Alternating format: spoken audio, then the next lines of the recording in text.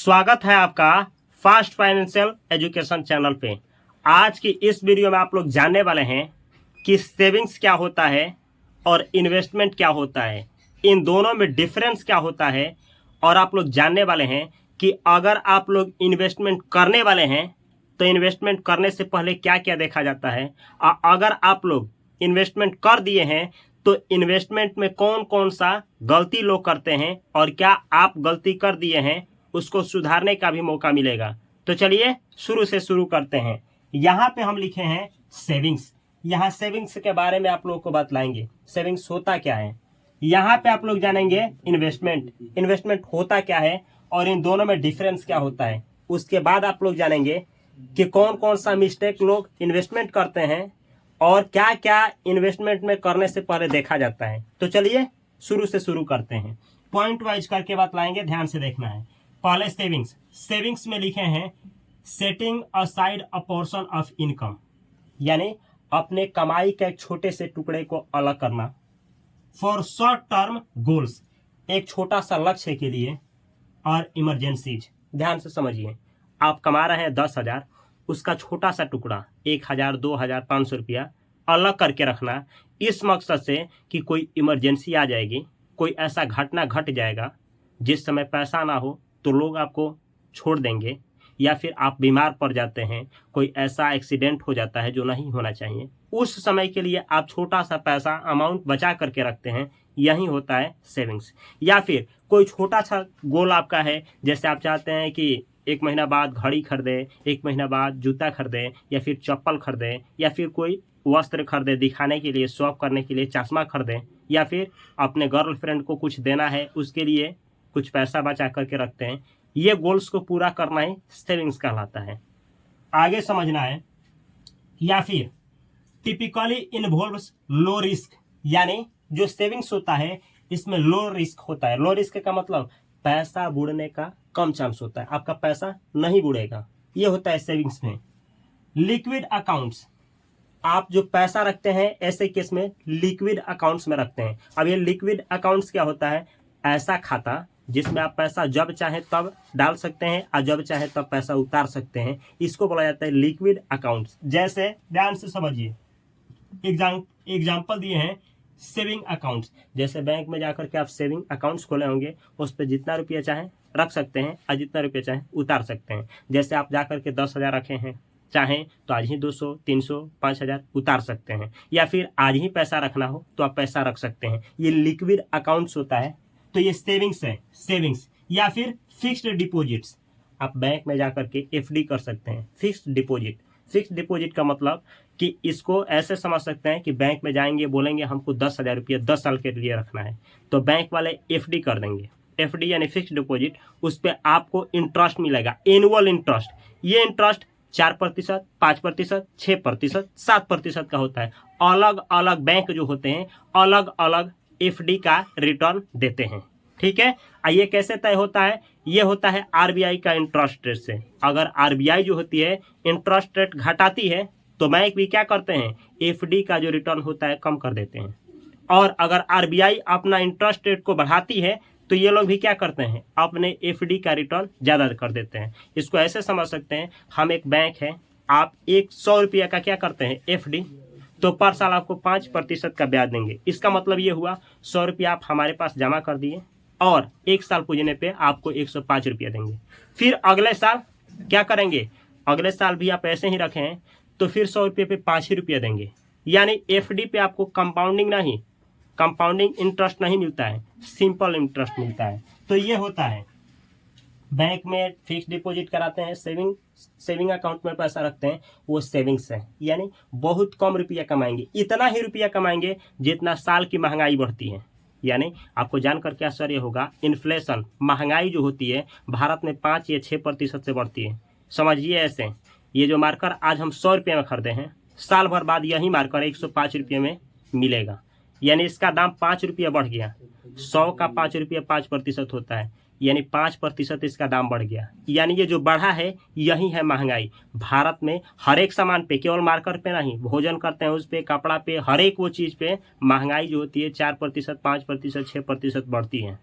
तो भारत में महंगाई जो होता है 5-6% बढ़ता है। आप किसी भी बैंक में पैसा रखते हैं यानी सेविंग्स में रखते हैं तो सेविंग्स में आपको उतना ही प्रतिशत का ब्याज मिलता है जितना भारत में महंगाई बढ़ता है। इसलिए अगर आप पैसा कमाना चाहते हैं और वो भी इन्फ्लेशन से ज़्यादा, महंगाई से ज़्यादा कमाना चाहते हैं तो आपको सेविंग अकाउंट में पैसा नहीं रखना चाहिए। आगे सीखिए, आगे लिखे हैं returns are generally lower but more stable.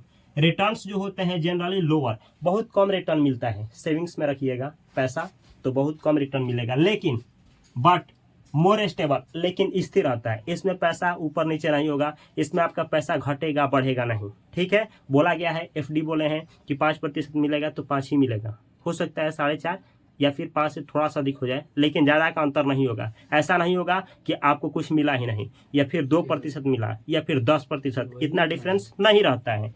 आगे समझिए, focuses on preserving capital. Savings का मकसद क्या होता है? आपके पैसे को सुरक्षित रखना, सुरक्षित रखना है सेविंग्स का मकसद होता है। आगे ध्यान से समझिए, आगे हम लिखे हैं सेविंग्स इज सेविंग। सेविंग्स जो होता है यानी बचत जो होता है वो सेविंग्स का ही एक टुकड़ा है। Savings is a saving a portion of your monthly income. Saving जो होता है एक अपने महीने की कमाई का एक छोटे से टुकड़े को कहीं सुरक्षित करके रखना ही सेविंग कहलाता है। आगे देखिए लिखे हैं the objective is safety of capital. Saving का मकसद होता है जो आपका कैपिटल है, आपका पैसा है, उसको क्या करना? सुरक्षित रखना।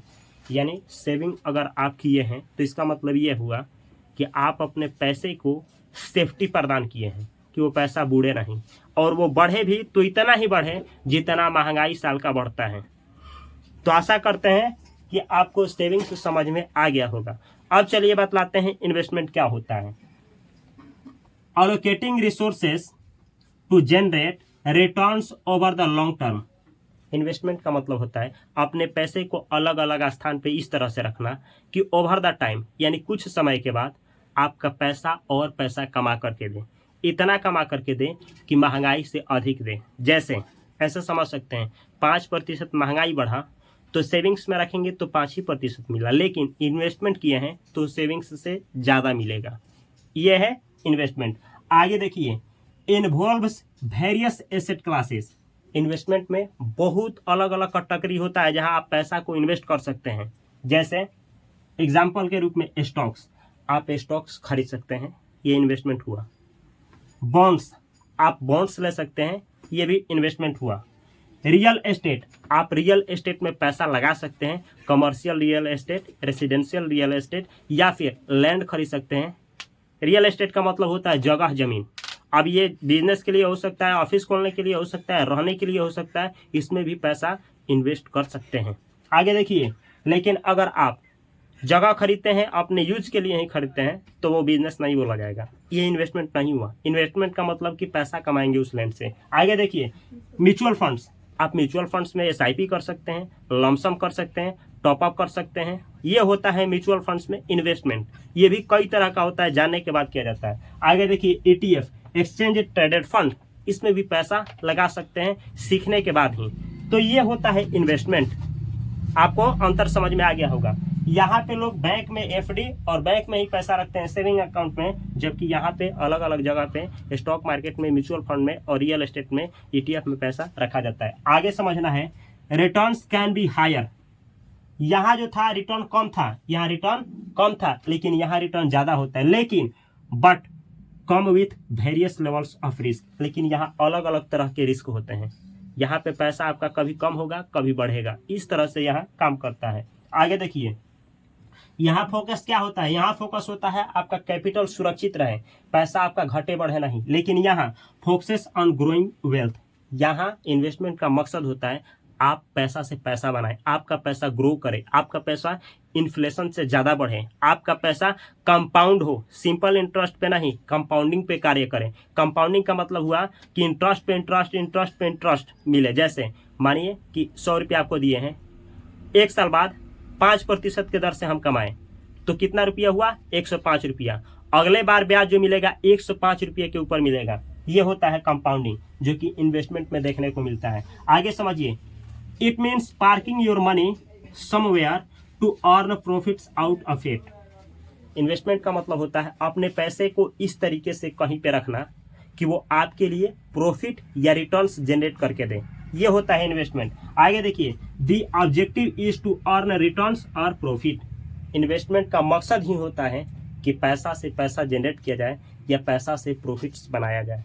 तो आशा करते हैं कि आपको सेविंग्स और इन्वेस्टमेंट में अंतर भी समझ में आ गया होगा और ये दोनों क्या होता है समझ में आ गया होगा। अब चलिए देखते हैं ये what to consider when investing.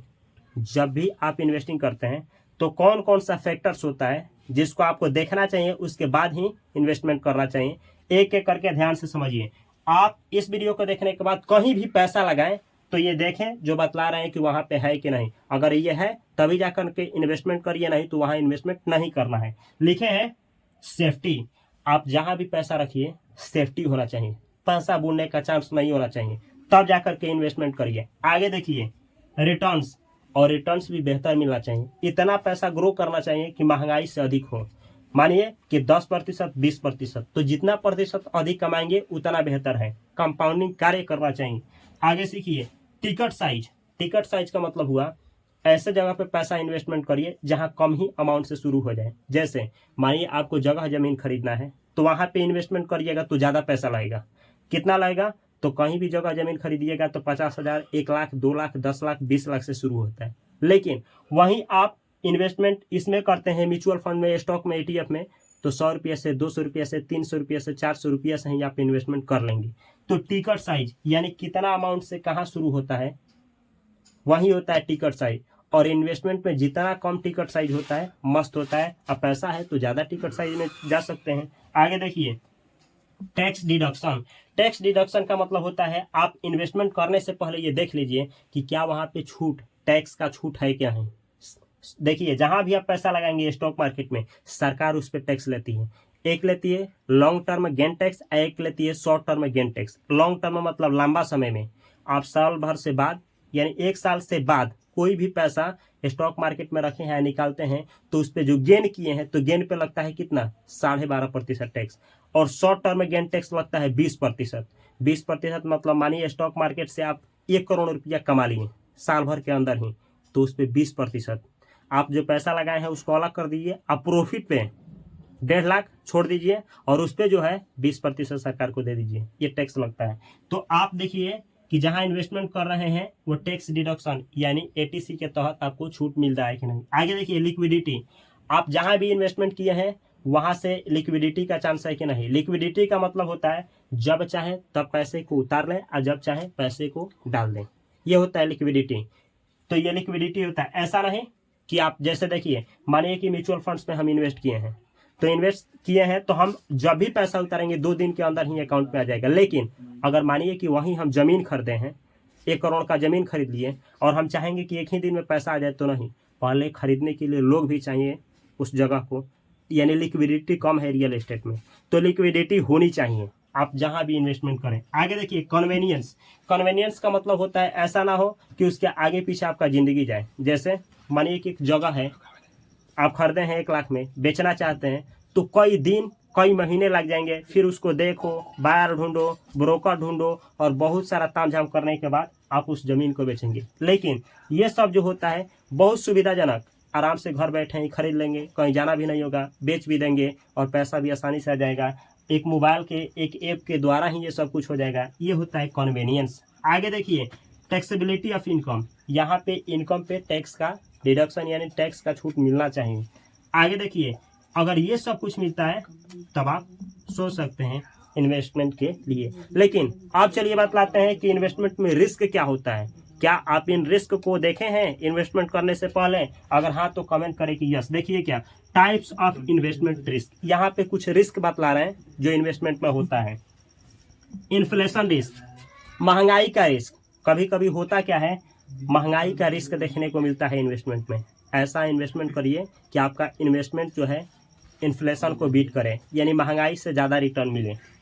Liquidity risk, investment करने से पहले देख लीजिए कि हम जहाँ पे पैसा डाल रहे हैं वो जब चाहे तब पैसा उतार सकते हैं कि नहीं। अगर लिक्विड नहीं है, इसी को लिक्विडिटी बोला जाता है। ऐसा नहीं कि हम पैसा तो डाल दिए लेकिन वहाँ लॉक इन पीरियड है, लॉक इन पीरियड। अब यह लॉक इन पीरियड क्या होता है? लॉक इन पीरियड का मतलब होता है वहाँ पैसा डाल दिए लेकिन 3 साल 4 साल 5 साल 10 साल से पहले पैसा उतार ही नहीं सकते हैं, उसको बोला जाता है लिक्विडिटी वहाँ कम है। या फिर एग्जिट लोड लगता है, एग्जिट लोड। अब ये क्या होता है एग्जिट लोड? एग्जिट लोड का मतलब हुआ अगर उस टाइम से पहला पैसे मतलब उससे पहले पैसा उतारते हैं तो कुछ चार्ज लिया जाएगा, ये लिक्विडिटी रिस्क होता है इन्वेस्टमेंट में भी। आगे देखिए क्रेडिट रिस्क। क्रेडिट रिस्क का मतलब होता है कुछ क्रेडिट रेटिंग्स कंपनी जो होती है वो बैंक्स को बैंक में पैसा रखने से पहले क्रेडिट रेटिंग्स देखिए, ऐसे ही बॉन्ड्स में पैसा लगाने से पहले क्रेडिट रेटिंग्स देखिए, AAA है, A है, B है, क्या है, ये सब क्रेडिट रिस्क होता है। तो ये देखा जाता है, ये इन्वेस्टमेंट में होता है। बैंक में इन्वेस्ट करेंगे या फिर बॉन्ड्स में तो ये देखने को खास करके मिलेगा। आगे देखिए मार्केट रिस्क। स्टॉक मार्केट में इनमें से कहीं भी है तो मार्केट रिस्क देखने को आपको मिलेगा। अब मार्केट रिस्क क्या होता है आगे बतलाएंगे अगले वीडियो में। Interest rate risk. Interest rate risk जो होता है RBI लाती है। RBI रेपो रेट कट करती है, बढ़ाती है, या इंटरेस्ट रेट घटाती है, बढ़ाती है, उसी को बोला जाता है इंटरेस्ट रेट रिस्क। और इसका प्रभाव डायरेक्ट आप कहीं भी इन्वेस्टमेंट किए हैं स्टॉक मार्केट में तो देखने को मिलता है। ये है आप लोगों को एक छोटा सा ब्रीफ दिए हैं कि इन्वेस्टमेंट और सेविंग्स होता क्या है, दोनों में डिफरेंस क्या है, और इन्वेस्टमेंट अगर आप करना चाहते हैं तो क्या क्या देखा जाता है।